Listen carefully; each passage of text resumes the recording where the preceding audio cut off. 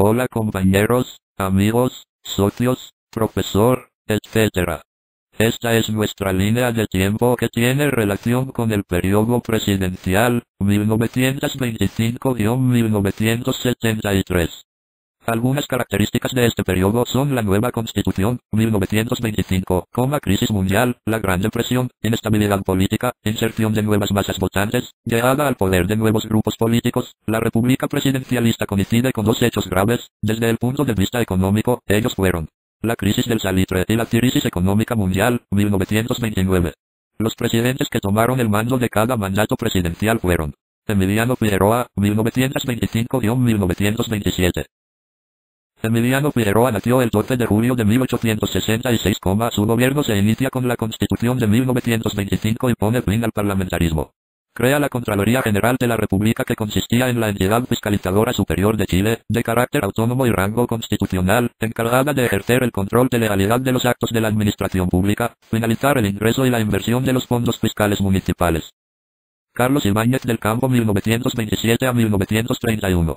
Emiliano Figueroa, al presentar su renuncia, pasa al mandato Carlos Ibáñez del Campo, quien condujo gobiernos de carácter autoritario. Propuso crear Chile nuevo.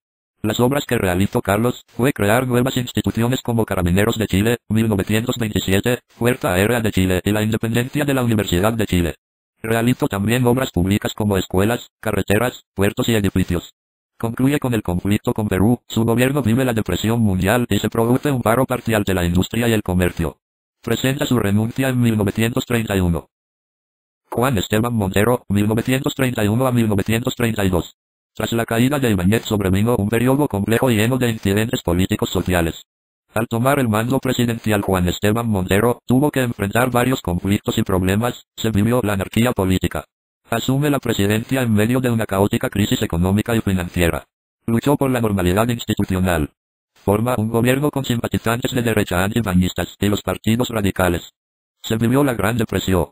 No restablecidas las finanzas, las obras públicas bajo el gobierno de Montero carecieron de presupuesto y fueron denegadas. Como única obra de magnitud realizada bajo su gobierno, se puede mencionar el Estadio Regional Chile Deportes, en Valparaíso.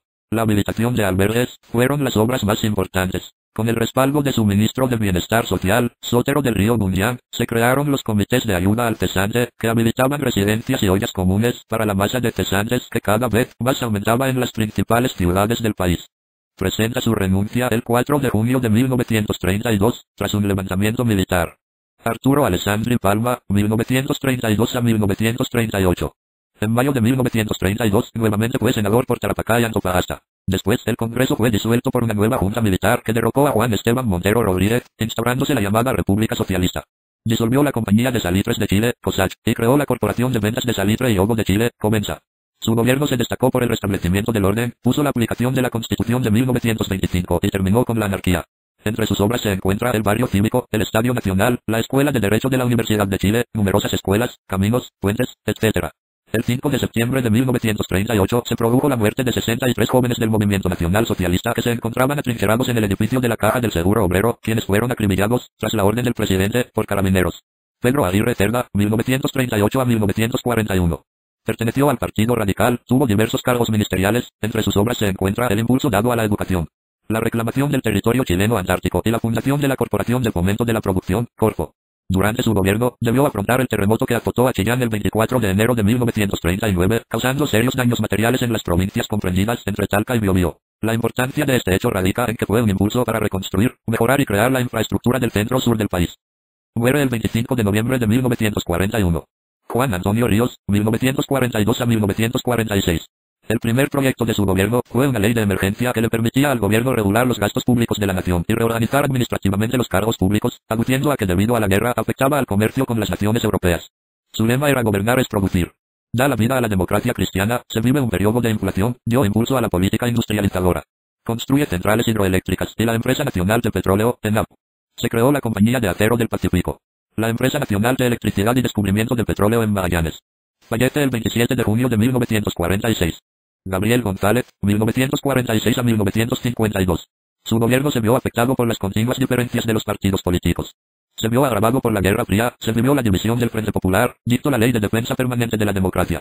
Creación de la Universidad Técnica del Estado, se organizó la Compañía de Aceros del Pacífico, construye la planta siderúrgica de Huachipato, se construye la refinería de petróleo de Concón, promulgó la ley que concedió derecho a voto a las mujeres. El 4 de noviembre de 1952 le entrega el mando a Carlos Ibáñez del Campo. Carlos Ibáñez del Campo, 1952 a 1958. Por decreto del 24 de julio de 1953, se fusionaron la Caja Nacional de Ahorro, la Caja de Crédito Hipotecario, la Caja de Crédito Agrario y el Instituto de Crédito Industrial, surgiendo de esta fusión el Banco del Estado de Chile, institución destinada al crédito y fomento de la producción. Restaura el orden en cierta medida, aunque no pudo solucionar los problemas económicos y sociales. Se vive en su gobierno una rotativa ministerial nunca antes vista. Impulso la producción y la infraestructura de la ENAP, Empresa Nacional del Petróleo. Deroga la ley maldita, nace la CUT, Central Unitaria de Trabajadores de Chile, retirado ya de la vida pública, Ibáñez falleció debido a un cáncer gástrico en Santiago el 28 de abril 1960. Jorge Alessandri Rodríguez, 1958 a 1964. Propone un plan de 10 años que establecía reformas fiscales, proyectos de infraestructuras y la reforma agraria, establece los vínculos con la Unión Soviética. El 21 de mayo de 1960 se produjo un violento sismo que asoló a gran parte de la zona sur del territorio, principalmente la ciudad de Valdivia. En 1960, creó el Ministerio de Economía, Fomento y Reconstrucción, que permitió afrontar los desastres sísmicos de ese mismo año. Además, cambió el peso por una nueva unidad monetaria, el escudo, que equiparó al dólar. Eduardo Frei Montalva, 1964 a 1970. Candidato de la centrista Democracia Cristiana, derrotó a una coalición izquierda. Inicia en Chile una etapa política mandada por la doctrina social de la Iglesia. Creó el Ministerio de Vivienda y se construyeron cerca de 130.000 casas económicas. Promulgó la reforma educacional, cuyo objetivo fundamental era crear la posibilidad que todos pudieran acceder a la educación y permanecer en ella independientemente del nivel socioeconómico que tuvieran. Pavimentó la carretera panamericana entre Arica y Puerto Montt, se pusieron en marcha las obras del Metro de Santiago, el túnel Lo Prado y la primera etapa del aeropuerto Pudahuel, obras que dotaron al país de importante infraestructura en el área del transporte. Salvador Allende, 1970 a 1973. Presenta un programa que promete la nacionalización total de las industrias básicas.